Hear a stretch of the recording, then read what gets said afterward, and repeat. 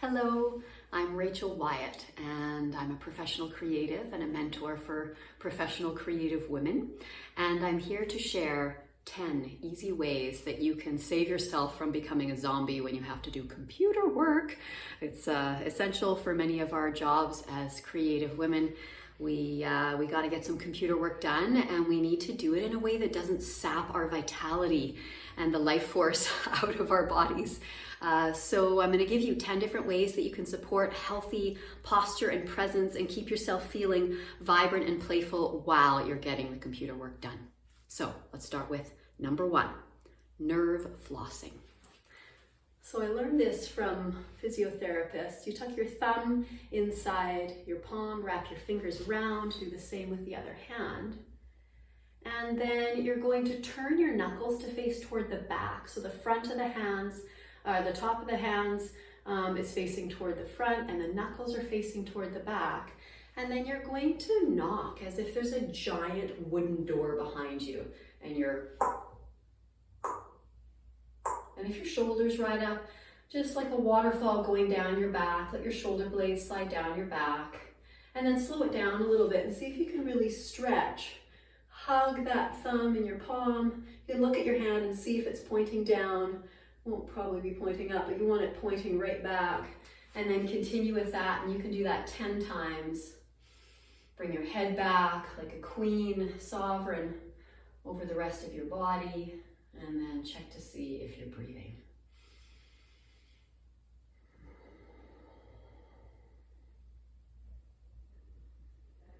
That's it. So that's number 1. And the second part of number 1 is open up the palms and peel your hand back. Really stretch out through your fingertips as if you're going to grow your fingernails longer.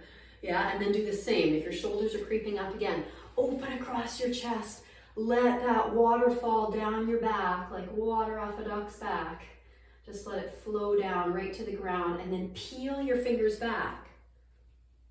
And if you notice that your knuckles are buckling, see if you can really extend out through your fingertips. Yeah, as if you could grow your fingernails just a little bit longer. Nice, reaching out through your hands, dropping your shoulders. Again, head is right back up over top of your rib cage. Big breath.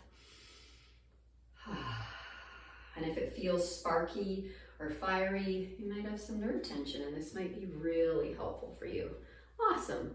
So you do that at your own pace, and that's nerve flossing. Now up for number 2.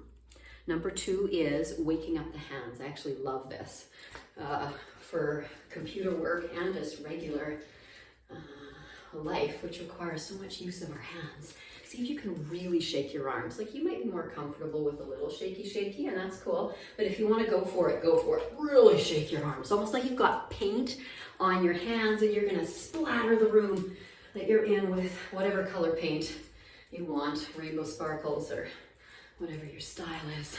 Really shake it up. Feels so good. And check to see if you're breathing. Enjoy it. Awesome. And then clap your hands. You can do that more. And then take your palms and use your hand, one hand, to sensitize the other hand. Really softening the palms of your hand, seeing if you can sense the aliveness of the palm of your hand. Nice. And then the other side, really waking up your hands, paying attention to each movement, gathering all your attention into this moment. And then touch the center of your palm really gently. You can draw a little spiral unfolding right there. You can imagine that there's an eye on the center of your palm. You see that in a lot of art from India or from Mexico. And then the center of the palm is really opening and stretching out, almost like you're yawning. Like that eye is opening in the center of your palm, or maybe like you've got a mouth in the center of your palm and it's yawning. You can do a fake yawn to open it up. Opening up the palms of your hands, really pulsing. Yes, and the release is important too. And then the opening, and then releasing as if you're actually stretching the center of the palms of your hands. Awesome. Number 3. Jump into your spot.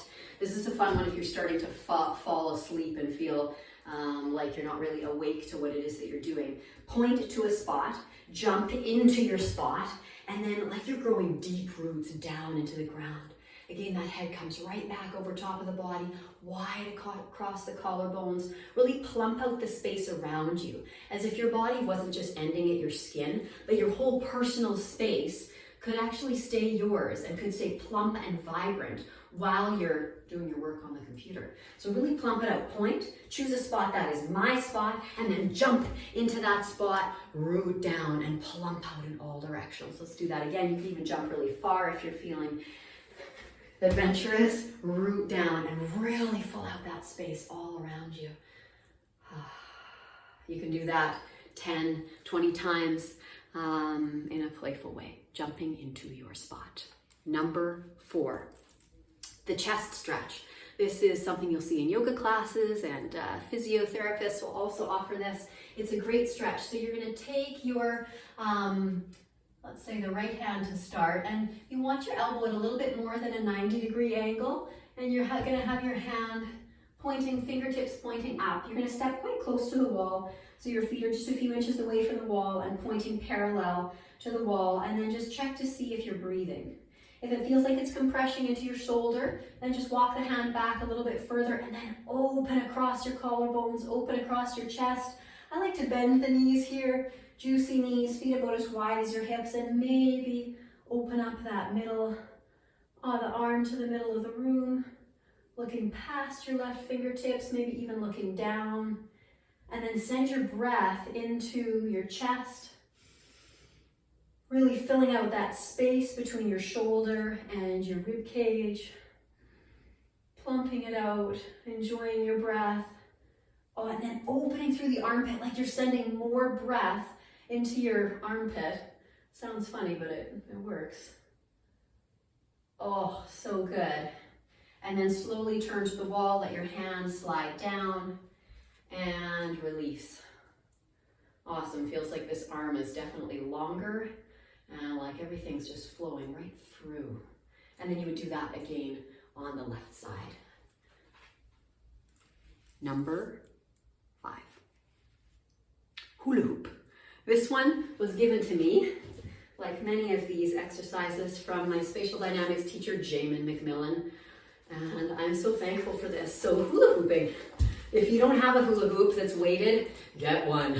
It's so awesome when you're doing computer work or first thing in the morning when you're wanting to wake yourself up. To have this simple physical object, I like circles, so I love climbing into a hula hoop. And you can do it faster, you can do it slower, but the weighted hula hoop actually makes it easier.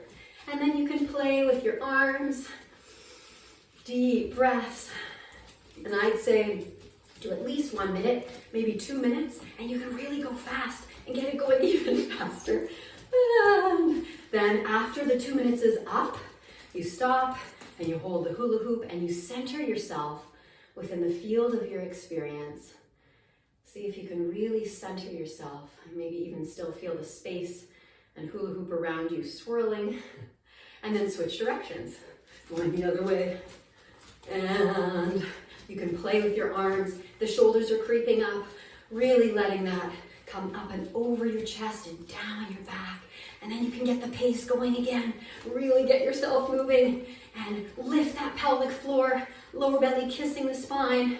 And you can do that for 2 minutes or as long as you are inspired to. And I feel like it just gets the heart rate going and gets the blood pumping and gets everything woken up again. Number 6. Okay, so when you're sitting on your chair, number 6, sit on the edge of your chair. This is huge. I see so many people feeling so tired because when they're sitting, they're literally, butt is to the back, shoulders are headed forward. I just start feeling depressed when I do this for 5 seconds. So if you're gonna do that for 5 hours, you're gonna feel tired. One thing you can do, sit on the edge of your seat. If you can raise your seat up a bit with a cushion, go for it.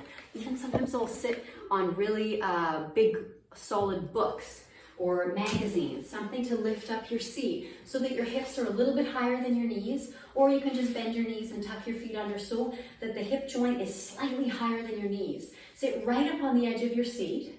Again, feel that width across your chest, sitting like a queen. And then, this is key, play with standing up. You can imagine, oh, there's a friend over there. Oh, she needs a hand.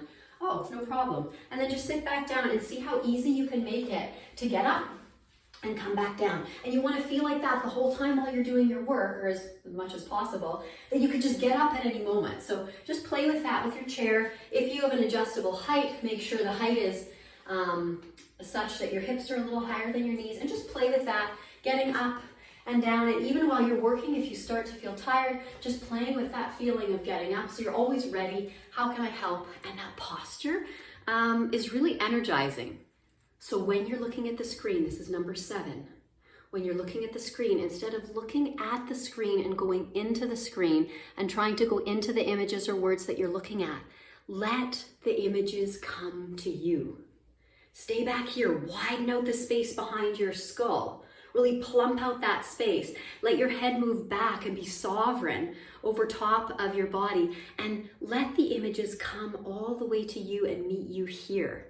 It's a huge difference if I'm doing this and always looking. The energy's going out. I'm giving and I'm giving and I'm giving all day long.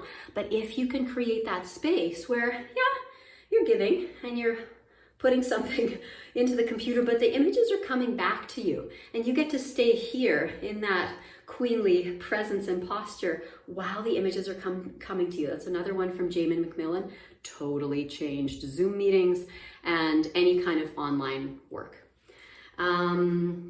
Drink water or make yourself a cup of tea. This is number 8. Make yourself a beautiful cup of tea. Enjoy it, or maybe have a snack. I like to have almonds and apples, handful of almonds or some kind of protein or fat. Give me a little power or focus. And then, sorry, still chewing. Number 9, go outside. Go outside. Even if it's raining, even if it's snowy, put on your boots, put on your jacket, or if it's hot, go out there, bask in the sunshine or the rain, smell the air. Really pay attention and look out as far as you can go out. If it's a skyline, really go out to meet the skyline. See it there? Watch the tree line on the top of the mountains. Go out to the farthest horizon and meet it there. If there's clouds, see if you can see any shapes in the clouds. Stars out, really taking a moment to wake yourself up and look far away and breathe in that spaciousness and that fresh air, and enjoy being renewed by that. That's a big one. Even if you can only go out for 5 minutes, we often think, oh, I don't have that long. That's fine. 5 minutes out in the fresh air can be a total game changer. Also, just stopping while you're out there and picking a flower or something to give your attention to or to smell, just taking a moment to tune in to nature, far and up close. Super powerful. So it's just fun to be outside. And lastly, if all else fails, put on your favorite music and have a dance party. So shake it out a little bit.